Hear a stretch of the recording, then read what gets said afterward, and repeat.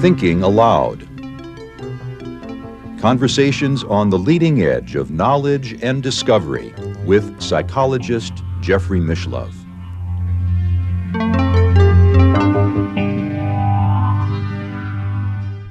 Hello and welcome. I'm Jeffrey Mishlove. Today we're going to take a look at the remote viewing program sponsored by the U.S. Army at Fort Meade, Maryland. With me is Lyn Buchanan, who was part of that program for over 8 years.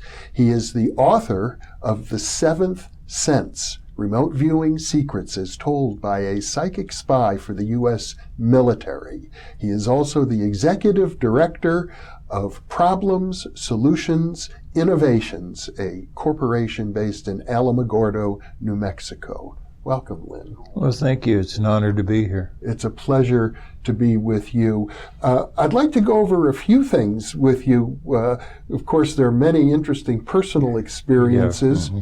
Mm-hmm. I know you've had it at your time there, and you were also the person who managed the database. Yes, I had taken over from Joe McMonigal, who was the previous database manager. An outstanding remote viewer who went on to have a long career as a parapsychology research subject. Mm-hmm. Yeah.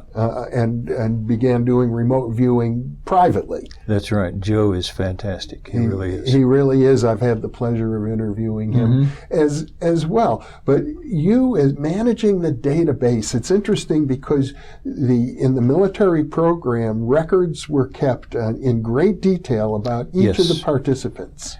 Each of the sessions, each of the participants, and it's now, most of it now is available through Freedom of Information Act. Mm-hmm. And so it's available to the public now. It's declassified. As I recall, maybe 1 million pages of documents. Something like that, yeah. You talk about boredom, you know. No, very few people are going to ever have the patience to wade through. I've always said, if you want to kill the enemy, take all our secrets and just put them over there. It'll bore them to death. But you were intimately familiar with this database. Oh, yeah. In fact, I love data. Mm-hmm. I'm a computer person. Mm-hmm.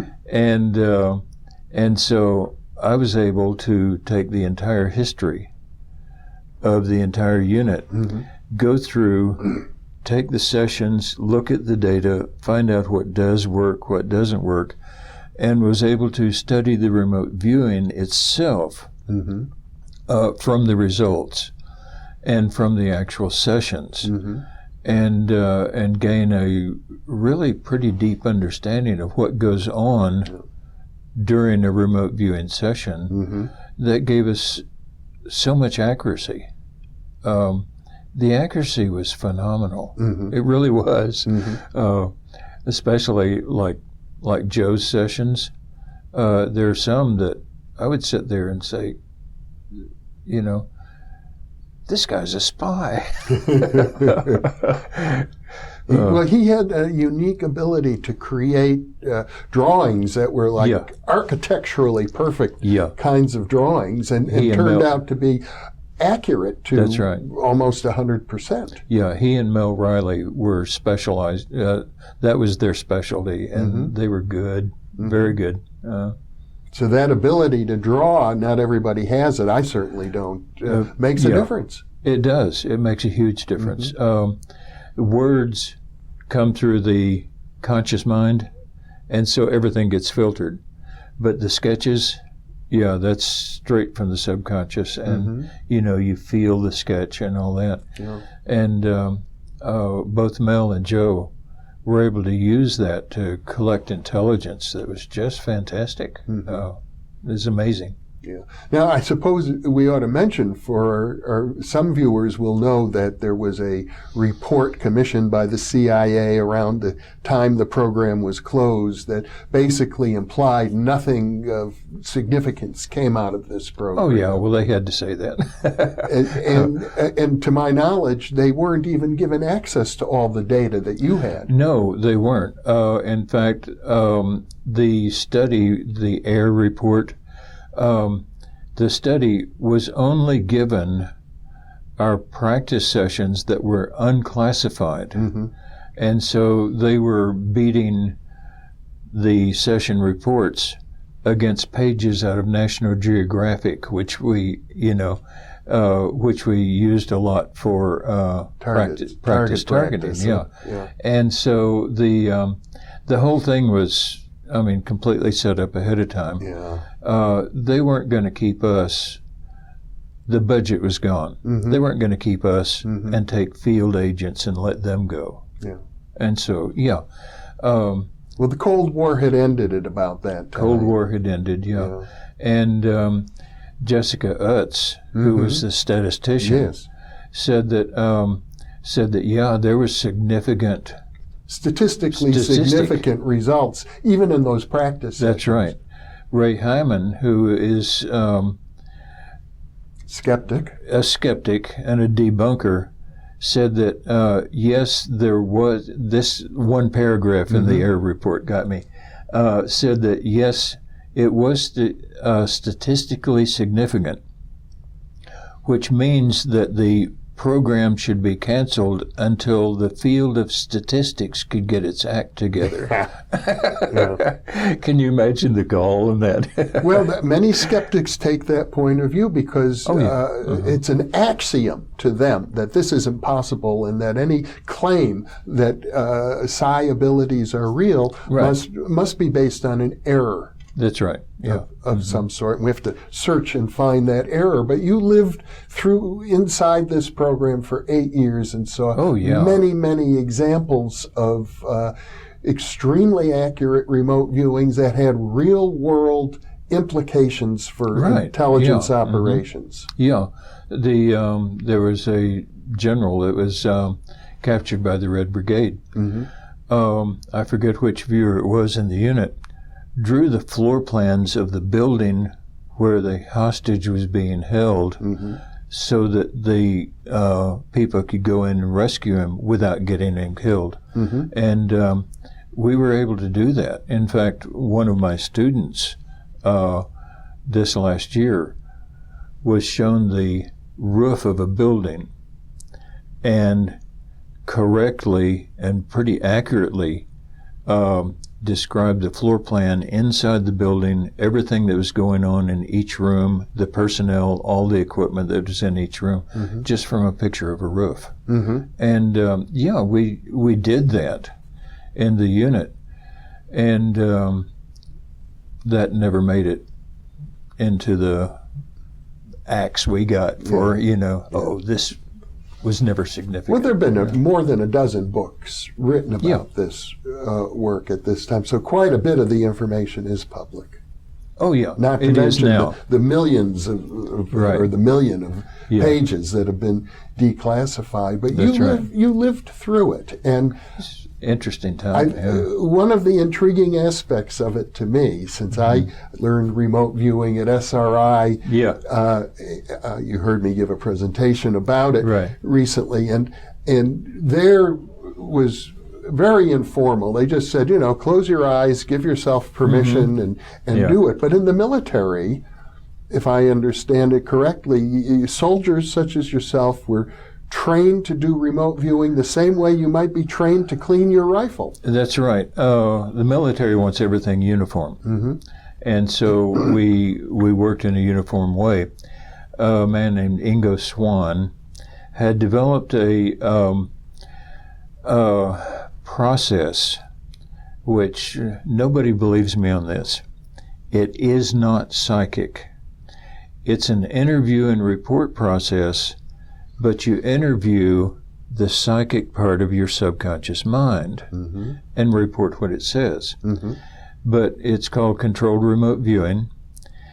The process itself has nothing to do with psychic. It's an interview and report. And because of that, we've been able to teach it to anybody. And there have been people out there who say, I can teach you to be psychic. No, you already are psychic. I can teach you how to get the information from your subconscious to your conscious to a piece of paper. So, but the key, if I understand it properly, is that the people who go through this training program need to be pre-screened so that they have some ability to begin with. Not really. We have found basically that if you're afraid of it or have religious bias against it or something like that, then you won't do it. The other type is that if you are gullible, you're not discerning. And in this, we know that a large part of the information you get from your subconscious is in symbolic terms and is prone to be misinterpreted and all that. Like a dream. Like a dream. And so if you are, I say gullible, okay, that anything you get in remote viewing, you believe 100%, and you have no discernibility to say, oh, that's symbolic rather than, then you can do it, but you won't be good at it. And so we've never found anybody who can't do it. Well, wasn't there also an issue about mental stability? Mental stability, oh yeah. We took psychological tests before being allowed into the unit. They didn't want unstable people in the unit, of course. You don't want unstable people in any unit that's got guns or anything, But they had the psychological test to get into the unit.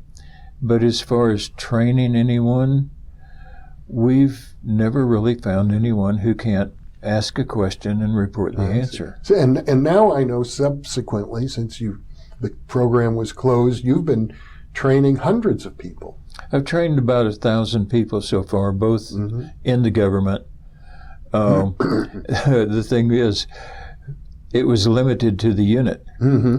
Once I got out, the people in the government who knew that, I was the trainer, I got called back into the government many times. Hey, can you teach us this too? And so I did, and did a lot of work for other units in the government. In other words, there are many government units today that probably still have personnel who were trained to do remote viewing by you. Well, yeah, but this was like 20 years ago, So and they're probably all many of them retired by now. I see. Now, if they taught somebody else, yeah.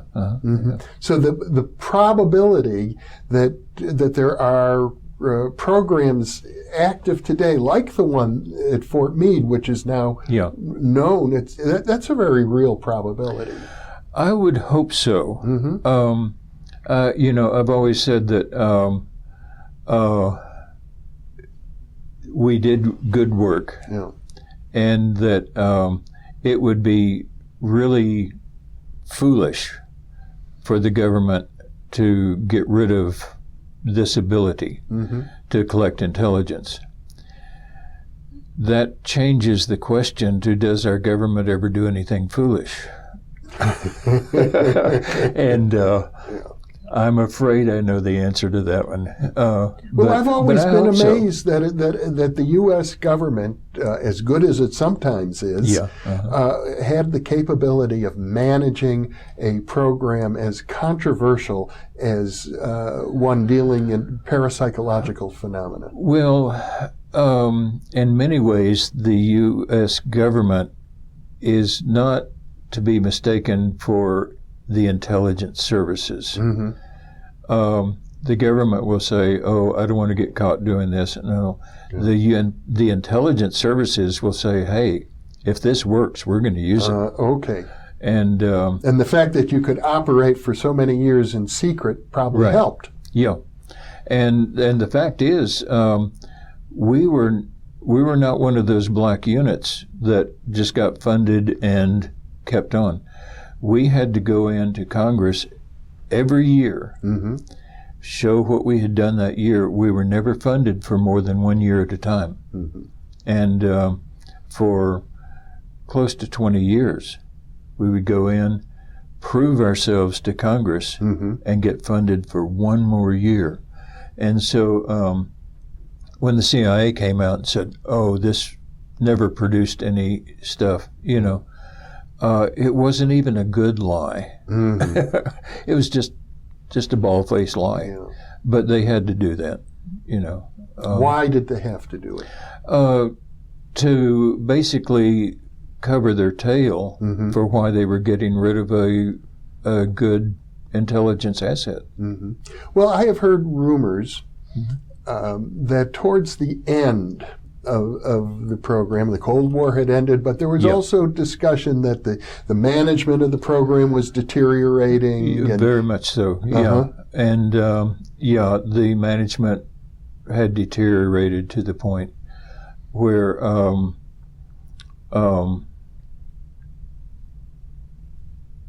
yes, it had. Okay. Yeah. Let me just say that. All right. I can understand there's some details you can't get into yet. But I had heard, for example, that maybe you can comment on this. A lot of time was spent doing things like looking at UFO activity and things that couldn't be corroborated very easily. That happened. But I always make this distinction. We got UFO targets as practice targets and things. We were never officially, okay, here's the word, officially. Yeah. We were never, to my knowledge, officially tasked with UFO or ET targets. Now, that doesn't mean that some senator or someone wouldn't come by the unit and say, hey, can you do me a favor? But that was not official tasking. Yeah. Through official channels, I don't think we were ever officially tasked with ET targets.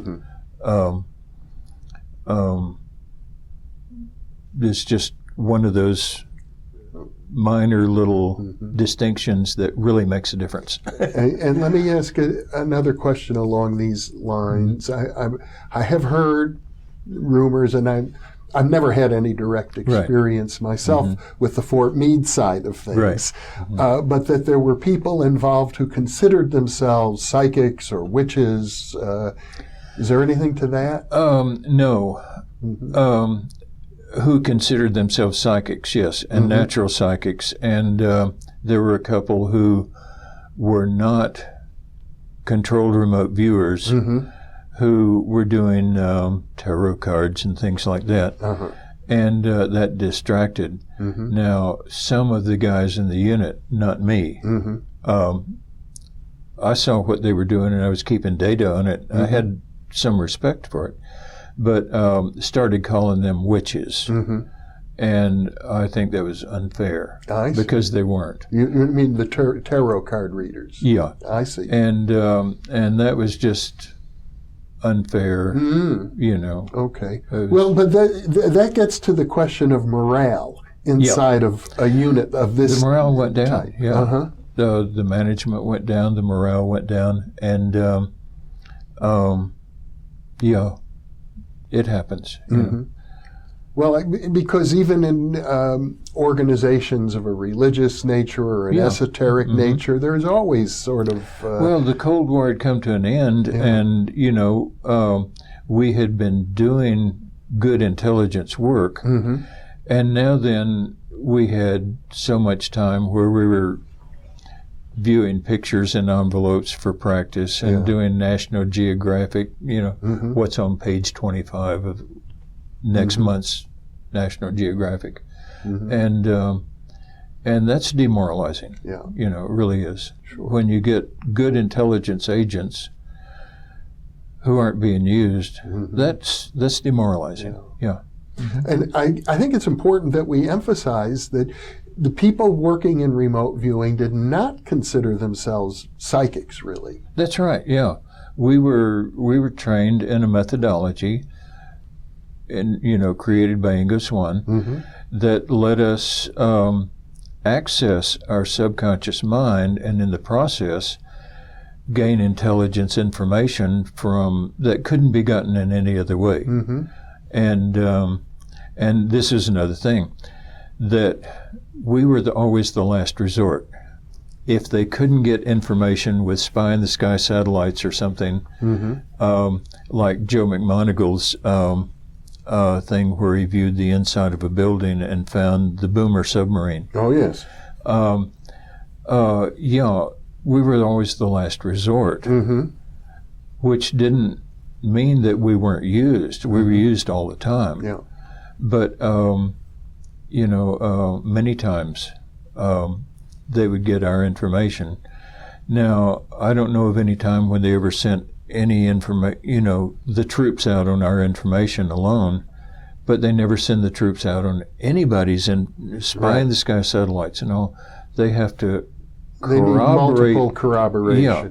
And but what you're saying is that your unit had clients in other parts of the government, various organizations, typically, I suppose, part of the intelligence community. Yeah, mostly, and they would come upon intractable problems. That's right. They couldn't resolve through normal means, and so they knew that they could then task your unit. And often did, And we were often very instrumental in helping them solve their problems because we provided information many times that made all their other information corroborate and give new meaning. And they would find, we did a lot of drug interdiction work. We did a lot of work for,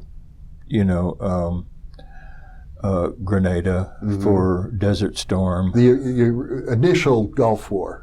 Yeah, the initial Gulf War. Yeah. And, we did a lot of good. I think we saved a lot of lives. I think there are a lot of ex-military who are home with their families now that would not have been if we hadn't been there. And they'll never know. And we'll never know who they are.